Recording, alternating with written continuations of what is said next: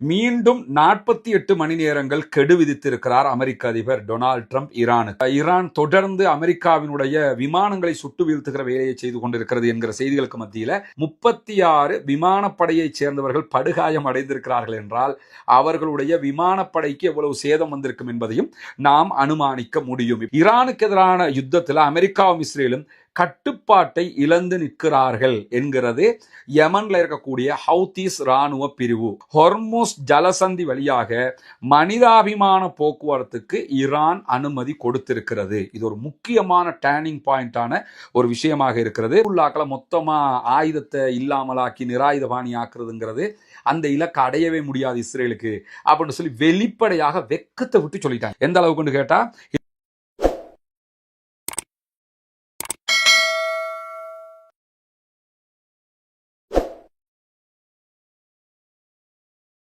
அன்பிற்கினிய சகோதர சகோதரிகளே, நம் அனைவர் மீதும் ஏக இறைவனுடைய அமைதியும் கருணையும் உண்டாகட்டுமாக என்கிற உயரிய பிரார்த்தனைகளோடு பாலஸ்தீனம் மீதான 2 ஆண்டுகால பாரிய யுத்தத்திற்கு பிறகு தற்போது பாலஸ்தீனத்தில் ஒரு சமாதான நிலை உருப்பெற்றிருக்கிறது. சமாதானம் தோற்றுவிக்கப்பட்டு இன்றோடு 176வது நாட்களை நாம் தாண்டி கொண்டிருக்கக்கூடிய சூழல்ல ஈரான் மீதான அமெரிக்க இஸ்ரேலிய கூட்டு ஆக்கிரமிப்பு ராணுவத்தினுடைய தாக்குதல்கள் ஒரு மாதத்தை தாண்டி உச்சம் தொட்டு கொண்டிருக்கக்கூடிய சூழலையும் நாம் அவதானிக்க முடியும். இப்படியான சூழல்ல இன்றைக்கு என்னவெல்லாம் நடக்கிறது மத்திய கிழக்கில் என்கிற முக்கியமான செய்திகளை தான் பார்க்க இருக்கிறோம். இன்றைக்கு அமெரிக்க அதிபர் டொனால்ட் ட்ரம்பினுடைய மீண்டும் ஒரு காமெடி செய்தி வெளியாகி இருக்கிறத நம்ம பார்க்க முடியும். அது என்னன்னா, மீண்டும் 48 மணி நேரங்கள் கெடு விதித்திருக்கிறார் அமெரிக்க அதிபர் டொனால்ட் ட்ரம்ப் ஈரானுக்கு. ஈரான் ஹொர்முஸ் நீர்நிலை பகுதிகளை வெறும் 2 நாட்களுக்குள்ளாக, வெறும் 48 ஹவர்ஸுக்குள்ளாக ஓபன் பண்ணணும், இல்லைன்னு சொன்னா ஈரான் மேல நாங்க நரகத்தை திறந்து விடுவோம் அப்படிங்கிறாரு. இவர் இந்த நரகத்தை திறக்கிற கதை இன்னைக்கு சொல்லல. இவர் முதல்ல பாலஸ்தீன விடுதலை அமைப்புக்கு சொன்னாரு. அதற்கு பிறகு ஈரானுக்கு இது வரைக்கும் ஒரு 10 தடவை சொல்லியிருப்பாரு. இவருடைய கதைகள் எல்லாமே அவர்களுடைய மக்களாலேயே கேலி செய்யப்படக்கூடிய ஒரு நிலையை உருவாக்கி இருப்பதை நம்ம பார்க்க முடியும். அதை தாண்டி இன்றைக்கு அமெரிக்காவினுடைய சில வல்லுநர்கள் பேசக்கூடிய செய்திகளை அல் ஜசீரா அழகாக தொகுப்பாக வெளியிட்டுக்கிட்டு இருக்கிறாங்க. அதுல அவங்க சொல்லக்கூடிய ஒரு முக்கியமான செய்தி என்னன்னு கேட்டா, அமெரிக்க அதிபர் டொனால்ட் ட்ரம்ப் வெறுப்பில் இருக்கிறார். அமெரிக்க அதிபர் டொனால்ட் ட்ரம்ப் எங்களுக்கு எந்த கூட்டு ராணுவமும் தேவையில்லை, நேட்டோவும் தேவையில்லை, எவனும் தேவையில்லை, நாங்களும் இஸ்ரேலும் இணைந்து ஈரானை அழிச்சிருவோம் எல்லாம் வீரம் பேசினாரு. ஆனா பல தடவைகள் அதற்கு பிறகு இந்த நேட்டோ வாங்க, மற்ற மேற்கு நாடுகள் வாங்க எல்லாம் கூப்பிட்டு பார்த்தாரு, யாருமே வரல. அந்த விரக்திர உச்சத்துல தான் தற்போது நாங்க எந்த ஹெல்ப்புக்கும் வரமாட்டோம், ஹொர்முஸ்ல இருந்து நீங்களே கப்பல்களை வேணும்டா பேசி எடுத்துக்கிறங்க அப்படின்னு சொல்லி இருக்கிறாரு. இதுவெல்லாம் அவருக்கு ஏற்பட்டிருக்கக்கூடிய விரக்தி நிலை என்கிறார்கள் ஆய்வாளர்கள். அதை தாண்டி நீங்க பாத்தீங்கன்னா உண்மையிலேயே மேற்கு நாடுகள், குறிப்பாக பிரான்ஸ் உள்ளிட்ட நாடுகளாக இருந்தாலும் சரி, ஜப்பான் உள்ளிட்ட மற்ற நாடுகளாக இருந்தாலும் சரி, எல்லோருமே சுமூகமாக ஈரானோடு பேசி தங்களுடைய காரியங்களை சாதித்துக் கொள்கிறார்கள். அமெரிக்க இஸ்ரேலுக்கு ஆதரவான, அமெரிக்காவுக்கு ஆதரவான நாடுகளை தவிர. இப்படியான சூழல்ல தான் இதுவரைக்கும் யுத்தம் ஆரம்பித்து 30 நாட்களை தாண்டி, ஒரு மாதத்தை தாண்டி போய்கொண்டிருக்கக்கூடிய சூழல்ல இன்றைக்கு அமெரிக்காவுடைய சென்ட்காம் வெளியிட்டிருக்கக்கூடிய ஒரு அறிவிப்புல எத்தனை பேர் இதுவரைக்கும் தங்கள் தரப்பிலே கொல்லப்பட்டிருக்கிறார்கள் என்கிற ஒரு பட்டியலை சொல்லியிருக்காங்க. இது அமெரிக்கா வெளியிட்டிருக்கக்கூடிய பட்டியல் தான். இது முழுமையான உண்மை என்று நம்ம புரிஞ்சுக்க கூடாது. இதுவரைக்கும் 13 அமெரிக்கன் போர்சஸ் சேர்ந்தவங்க கொல்லப்பட்டிருக்கிறாங்க என்று சொல்லியிருக்கக்கூடிய அமெரிக்காவுடைய சென்ட்காம் மேலதிகமாக 365 அமெரிக்க ராணுவத்தை சேர்ந்தவர்கள் படுகாயம் அடைந்திருக்கிறார்கள் என்று சொல்லியிருக்கிறார்கள். அந்த பட்டியலை பிரிச்சு போட்டிருக்கிறாங்க பாருங்க. காயமடைந்தவங்கள்ல 247 அமெரிக்க ராணுவம் இருக்கிறாங்க, மீதி உள்ளவங்க இஸ்ரேலிய ஆக்கிரமிப்பு போர்சஸாக இருக்கிறாங்க என்று சொல்லிட்டு 63 பேர் கடற்படை மாலுமிகள், 63 பேர் கடற்படையில இருக்கிற மாலுமிகள் கொல்லப்பட்டிருக்கிறாங்க, அவங்களோட கேப்டன்மார் கொல்லப்பட்டிருக்கிறாங்க என்கிற செய்தியை சொல்லியிருக்கிறாங்க. இப்ப நாங்க ஈரானுடைய கடற்படையை அழிச்சிட்டோம், ஈரானுக்கு கடற்படையே கிடையாது, ஈரான் கப்பல் 36 அழிச்சிட்டோம், 30 அழிச்சிட்டோம், கதையெல்லாம் சொன்னாங்கல்ல. சரி, உங்கள்ல 63 கடற்படையை சேர்ந்தவர்கள் கொல்லப்பட்டிருக்கிறார்களே, அப்படி என்றால் எத்தனை கப்பல்கள் அழிக்கப்பட்டு, அல்லது இந்த 63 பேர் மெடுகாயம் அடைஞ்சாங்க என்கிற கேள்விகள் எழுகிறதா இல்லையா?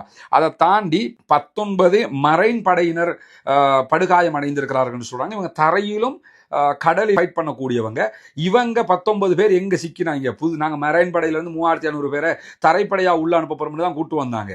அதுல 19 பேர் எப்படி காயமடைந்தார்கள் என்று சொன்னால், அவங்க வந்து இறங்கி இருக்கக்கூடிய துறைமுகங்களுக்கு எல்லாம் ஐஆர்ஜிசி தாக்குதல் நடத்தினாங்க. அதாவது ஈரானுடைய புரட்சிகர காவலர் பிரிவு தாக்குதல்களை நடத்தினார்கள். அதிலே தான் அவர்கள் படுகாயம் அடைந்திருக்கக்கூடிய நேரத்தில் 36 விமானப்படை வீரர்களும் படுகாயம் அடைந்திருக்கிறார்கள். 36 விமானப்படையைச் சேர்ந்தவர்கள் படுகாயம் அடைந்திருக்கிறார்கள் என்றால் அவர்களுடைய விமானப்படைக்கு எவ்வளவு சேதம் வந்திருக்கும் என்பதையும் நாம் அனுமானிக்க முடியும். இப்படியான சூழல்ல தான் அமெரிக்காவினுடைய A-10 வர்ஹாக் வகையான ஒரு போர் விமானத்தை சுட்டு வீழ்த்தியதாக ஈரானுடைய ஐஆர்ஜிசி புரட்சிகர காவலர் பிரிவு வெளியிட்டிருக்கக்கூடிய அறிவிப்புல அவங்க சொல்லியிருக்கிறாங்க. ஈரானுடைய தெற்கு கடற்பரப்புல ஹொர்முஸ் ஜலசந்திக்கு அருகாமையில, அதாவது பாரசீக வரைகுடாவினுடைய கடற்பரப்புல இந்த பிளைட்டு விழுந்து நொறுங்கி இருக்கிறது என்கிற செய்திகளை சொல்லி இருக்கிறார்கள். எனவே இன்றைக்கும் ஈரான் தொடர்ந்து அமெரிக்காவினுடைய விமானங்களை சுட்டு வீழ்த்துகிற வேலையை செய்து கொண்டிருக்கிறது என்கிற செய்திகளுக்கு மத்தியில் ரியாதில் இருக்கக்கூடிய அமெரிக்காவினுடைய தூதுவர் ஆலயத்தின் மீது தாக்குதல் நடத்தப்பட்டிருக்கிறது. இந்த தாக்குதல் நடத்தப்பட்டதோட ஈரான் தான் தாக்குதல் நடத்தினாங்க என்று சொல்லி அமெரிக்க ஊடகங்கள் செய்தி சொல்லியிருந்தாங்க. ஆனால் உடனடியாக ஈரானுடைய ஐஆர்ஜிசியும் ஈரானுடைய அரசாங்கமும் அபிஷியலாக இதை மறுத்திருக்கிறாங்க. பொதுவாக ஒரு இடத்துக்கு அட்டாக் நடந்தது, அதுவும் அமெரிக்காவுக்கும் ஈரானுக்கும் சண்டை, அமெரிக்காவோட ஒரு இடத்துக்கு அட்டாக் நடந்திருக்குதுன்னு சொன்னா, ஆமா நாங்க தான் அடிச்சிருக்கிறோம்னு சொன்னா அவங்களுக்கு கெத்து தானே, அவங்க வெல்றாங்கன்னு தானே அர்த்தமாகும். ஆனா இந்த தாக்குதலை நாங்க அடிக்கலங்கிறாங்க. இதுல இருந்து என்ன தெரியுதுன்னு கேட்டா, தாங்கள் தாக்குதல் நடத்தினால் தாக்குதல் நடத்தினோம் என்கிறார்கள், தாங்கள் தாக்குதல் நடத்தவில்லை என்றால் தாங்கள் தாக்குதல் நடத்தவில்லை என்று சொல்கிறார்கள். சொல்லிட்டு ஈரானுடைய ஐஆர்ஜிசி என்ன சொல்றாங்கன்னு கேட்டா, ரியாதில் இருக்கக்கூடிய அமெரிக்காவுடைய தூதுவர் ஆலயத்துக்கு நடத்திய தாக்குதல் இஸ்ரேலுடைய மொசாது நடத்திய தாக்குதல். எங்க பேரை வச்சுக்கிட்டு முஸ்லிம் நாடுகளுக்கு உள்ள இருக்கிற சில இடங்களுக்கு தாக்குதல் நடத்துறாங்க. நாங்க தாக்குதல் நடத்தினா முன்கூட்டி சொல்லிட்டு தான் அடிப்போம், சொல்லாம கள்ளத்தனமா எல்லாம் அடிக்க மாட்டோம் என்பதையும் மிக தெளிவாக சொல்லியிருக்கக்கூடிய நேரத்தில் தான் இன்றைக்கு ஐஆர்ஜிசியினுடைய வான் பாதுகாப்பு படைப்பிரிவினுடைய தளபதி, குறிப்பாக ஹாத்தமல் அன்பியா கூட்டு வான் பாதுகாப்பு தலைமையகத்தினுடைய தளபதி விடுத்திருக்கக்கூடிய ஒரு அறிவிப்புல சொல்றாரு, நிறைய பேர் அமெரிக்காவுடைய F-35, F-15, F-16, F-18 வகையான விமானங்களை எல்லாம் ஈரான் சுட்டு வீழ்த்துதே, இந்த தொழில்நுட்பம் அவங்களுக்கு எங்கால என்றெல்லாம் யோசிக்கிறாங்க.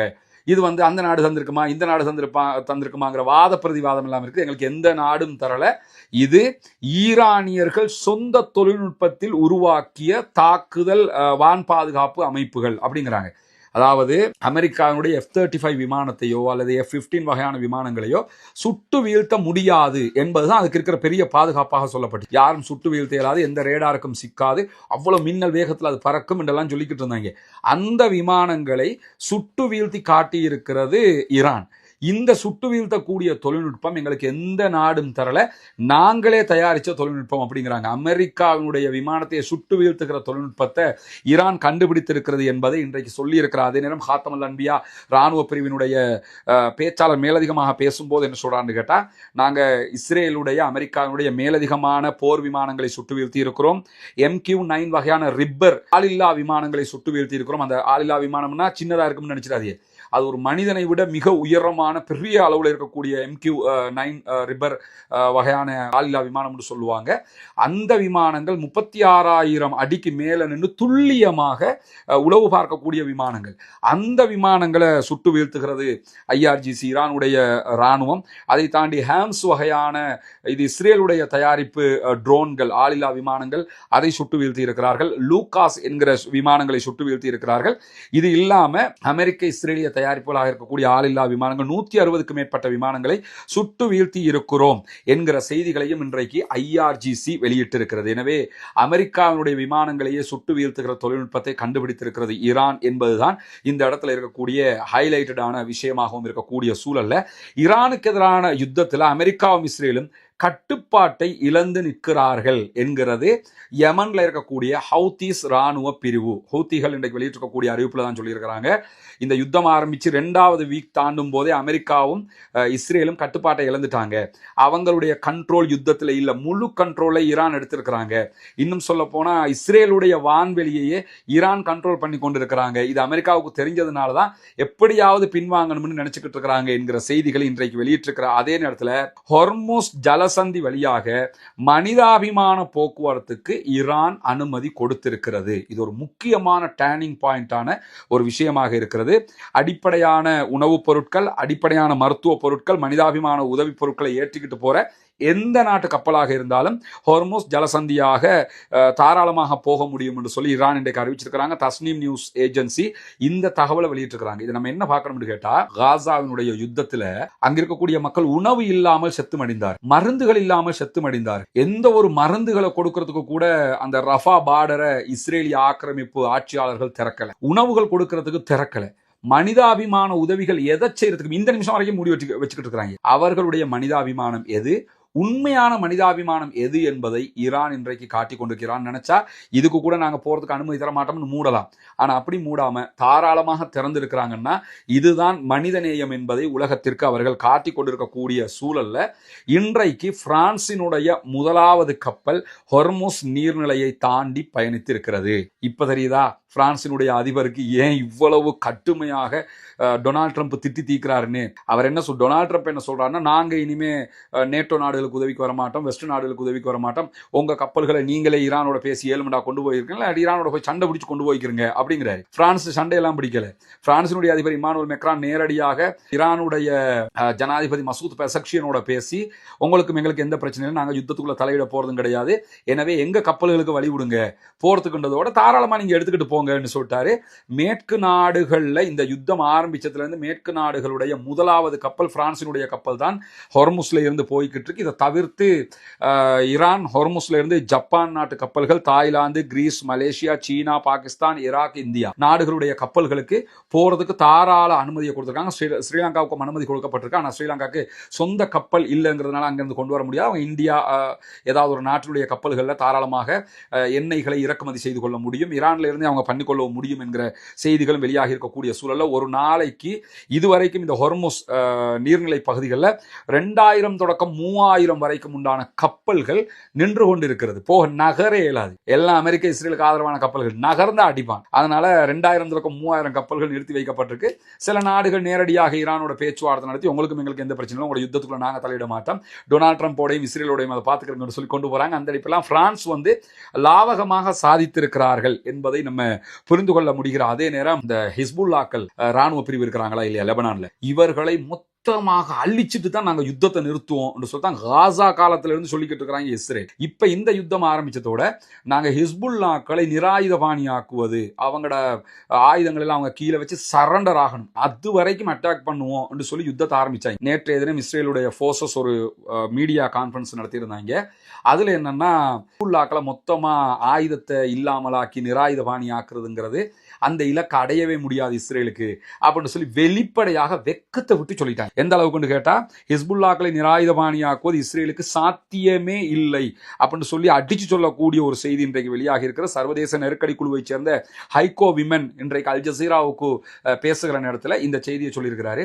ஹிஸ்புல்லாக்களை எல்லாம் நீங்க ஆயுதத்தை கீழே வச்சு மொத்தமா சரண்டடைய செய்யுங்கிறது நடக்கிற காரியமே இல்லை. ஏன்னு கேட்டா, லெபனானுடைய பெகா பள்ளத்தாக்கு அதே போன்று தெற்கு பகுதிகள் எல்லாம் இஸ்ரேல் ஆழமாக நாங்க இடத்தை பிடிப்போம்ங்கிறாங்க. ஆனா அங்க ஆழமாக வேரூன்றி இருக்கிறது ஹிஸ்புல்லாவை அந்த இடத்துல இருந்து கலட்டிட்டு வர்றங்கிறது, அவங்க ஏவுகணை பலத்தை இல்லாமல் ஆக்குறதுங்கிறது சாத்தியமே இல்லாத ஒரு செய்தியாக இருக்கிறது என்று அவர் சொல்லுகிறார். அதே நேரத்தில் தான் நேற்று பத்திரிகையாளர் சந்திப்பில் இஸ்ரேலுடைய ராணுவ அதிகாரிகள் பேட்டி கொடுக்கும் போது என்ன சொல்லிட்டாங்கன்னு கேட்டா, இந்த யுத்தத்துல ஹிஸ்புல்லாக்களை நிராயுதபாணியாக்குவது, ஹிஸ்புல்லாக்கள் ஆயுதத்தை மொத்தமாக இல்லாமல் ஆக்குவதுங்கிறது அசாத்தியமானது, அந்த இலக்கை நாங்கள் அடைய முடியாது என்று ஹிஸ்புல்லாக்களோடு தோல்வியை ஒப்புக்கொண்டிருக்கிறது இஸ்ரேல் என்கிற செய்திகளுக்கு மத்தியில இப்ப என்ன பாக்குறாங்கன்னா, திரும்ப ஏற்கனவே இந்த டொனால்ட் ட்ரம்போட பேசி ஒரு ஒப்பந்தத்துக்கு வந்தாங்க லெபனான் கவர்மெண்ட்டுக்கும் இஸ்ரேல் கவர்மெண்ட்டுக்கும். என்னென்ன கேட்டா, நீங்களே ஹிஸ்புல்லாக்களை பேசி உங்களோட ராணுவத்தை முன்னுக்கு கொண்டு வந்து ஹிஸ்புல்லாக்களை சரணடைய செஞ்சு ஆயுதங்களை நீங்க களையணும் அப்படின்னு கொண்டு வந்திருந்தாங்க. அதே திட்டத்தை கொண்டு வர வைப்பாங்களா, நம்மளால அவங்களை யுத்தம் பண்ணி எல்லாம் அழிக்க முடியாது, லெபனான் ராணுவத்தை ராணுவமா வச்சுக்கிறங்க, ஹிஸ்புல்லாக்களை 0 பண்ணுங்க அப்படின்னு பேசுவோம். அங்க ராணுவமே இவன் சொன்னா தான் கேட்பான். ஹிஸ்புல்லாக்காரன் சொன்னா தான் கேட்பான். இப்படி ஒரு நிலை இருக்கும்போது நேற்று ராணுவம் என்ன சொல்றாங்கன்னு கேட்டா, இந்த யுத்தத்துல நாங்கள் லெபனானை கைப்பற்ற போறோம்ங்கிறத மொத்தமாக சாத்தியப்படாது.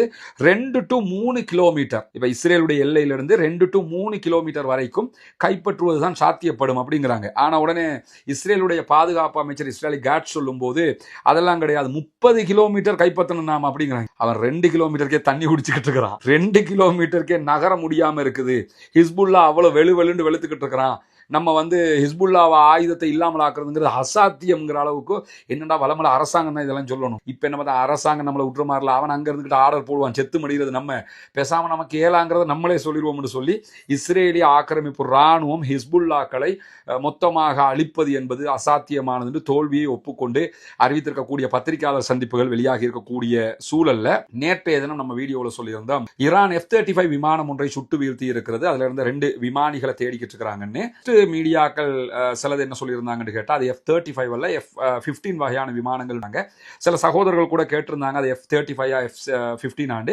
நேற்றைய தினம் F-35 வீழ்த்தப்பட்டிருக்கிறது, F-15 வகையான விமானமும் வீழ்த்தப்பட்டிருக்கிறது என்பதுதான் ஹைலைட்டான முக்கியமான விஷயம். அதை நீங்க தெளிவாக புரிஞ்சுக்கிறீங்க. அதை தாண்டி நேற்று நம்முடைய வீடியோவுக்கு பிறகு கூட சில சகோதரர் எனக்கு மெசேஜ் அனுப்பியிருந்தாங்க, அந்த 2 பைலட்டையும் ஈரான் அரெஸ்ட் பண்ணிட்டாங்கன்னு. அப்படி எந்த உத்தியோகபூர்வ செய்திகளையும் இதுவரைக்கும் ஈரான் எங்கேயுமே சொல்லலை, அமெரிக்காவும் சொல்லலை. அமெரிக்காவுடைய விமானங்கள் என்ன பண்றாங்கன்னு கேட்டா, ரேடார் மூலமாக அந்த ஆள் எங்கேயாவது இருக்கிறானான்னு தேடிக்கிட்டு இருக்கிறாங்க. ஒரு விமானி செத்துட்டாங்க ஒரு முடிவுக்கு வர்றாங்க அவங்க, இன்னொருத்தன் எங்கேயாவது ஒழிச்சுக்கிட்டு இருப்பான் என்று சொல்லி அவங்க தேடிக்கிட்டு இருக்கிறாங்க. அமெரிக்காவுக்கு இருக்கக்கூடிய மிகப்பெரிய பிரச்சனை என்னன்னு சொன்னா, கொஞ்சம் கீழே தேட முடியாது, விமானத்திலிருந்து தான் தேட முடியும். தரப்படை அனுப்பினா வெளுத்து அனுப்பி விட்டுருவான். விமானத்தில் தேடும் போது யுத்தம் நடக்கிற காரணத்தினால ஈரான் என்ன ட்ரை பண்றாங்கன்னா, அந்த விமானங்களை சுட்டு வீழ்றதுக்கு ட்ரை பண்றதுனால தாழ்வாக பறந்து அவனை கண்டுபிடிக்கவும் முடியாத ஒரு பெரிய இக்கட்டுக்கு அவங்க மாட்டிக்கொண்டிருக்கக்கூடிய சூழல் உருவாகி இருக்கிறதுனால இதுவரைக்கும் ஈரானும் அமெரிக்காவும் அந்த விமானியை தேடிக்கொண்டிருக்கிறார்கள்.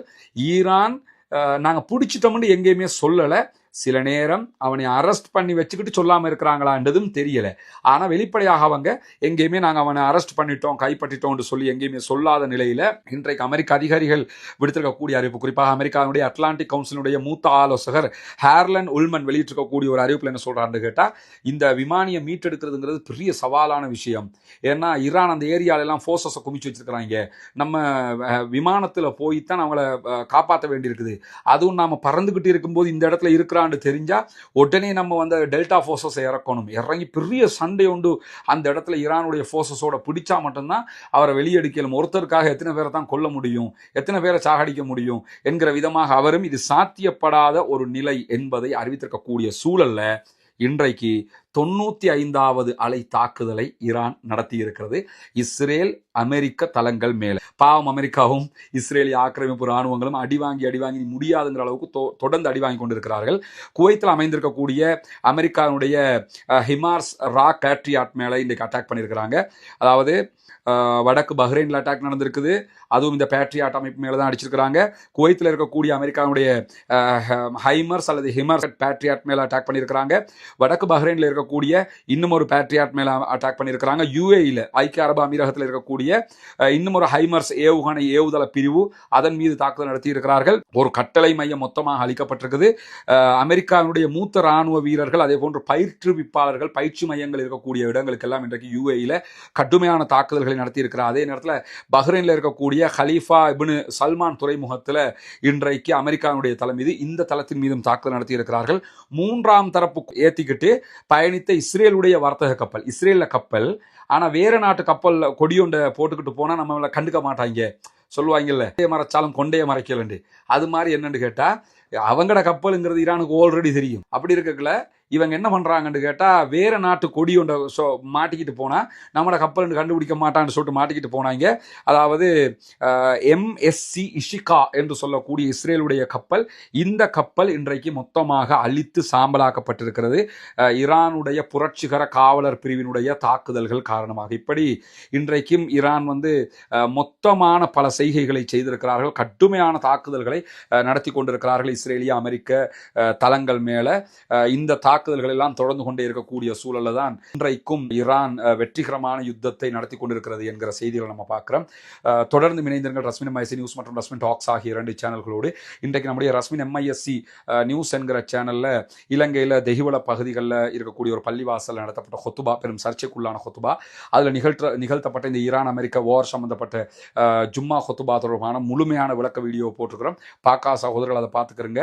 அத்தோடு தொடர்ந்து நம்முடைய ரஸ்மின் எம்ஐஎஸ்சி ரஸ்மின் டாக்ஸ் ஆகிய 2 சேனல்களையும் சப்ஸ்கிரைப் செய்து இணைந்து கொள்ளுங்கள். ரமலானுடைய மாதத்தில் நம்ம உங்களிடத்தில் மீண்டும் மீண்டும் வேண்டிக் கொண்டு வந்ததுதான் உங்களுடைய ஜகாத் மற்றும் சதக்கா நிதிகளை இலங்கையினுடைய கிழக்கு பகுதிகள் பொத்துவில்ல செய்து வரக்கூடிய இஸ்லாத்தை ஏற்றுக்கொண்ட சகோதர சகோதரிகளுக்கான வீடு கட்டும் கட்டுமான பணிகளுக்கு தந்து உதவுங்கள் என்று சொல்லி. ஏன்னா ஜகாத்தை பெறக்கூடிய தகுதி படைத்த 8 கூட்டத்தாரில் இந்த இஸ்லாத்தை ஏற்றுக்கொண்ட சகோதரர்களும் அடங்குகிறார்கள். அவர்கள் ஏழைகள் என்கிற காரணத்தினால அவர்கள் மிஸ்கீன்கள், அதே போன்று ஃபக்கீர்கள் பட்டியலையும் வருவாங்க. மொத்தத்தில் ஜகாத் பெறக்கூடிய 8 கூட்டத்தில் 3 கூட்டத்தினுடைய நன்மைகள் அவர்களுக்கு கொடுக்கக்கூடிய உதவிகளால் நமக்கு கிடைத்துவிடும் என்கிற செய்திகளை உங்களுக்கு நம்ம தொடர்ந்து சொல்லிக் கொண்டு வந்தோம். அங்குள்ள காட்சிகளையும் நம்ம காட்டியிருந்தோம்.